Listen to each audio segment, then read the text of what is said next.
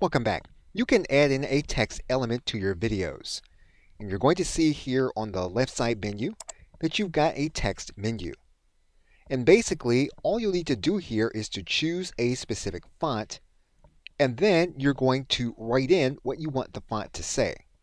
What you're going to do first is you're going to determine where in the video you want the font to begin. What you can also do is click on top of the font to determine if there's going to be some kind of animation and what the font will actually look like. What we're going to do is we're going to click Add to Timeline. You're going to see that our font element has been added. What you can then do is you can stretch the font element. If you want it to appear throughout the entire video, you can do it, or you can determine where in the video you want it to appear.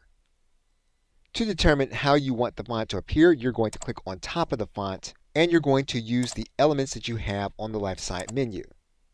So for example, the actual text that we're going to be typing in will be here, and the font that we're going to use will be here in this area.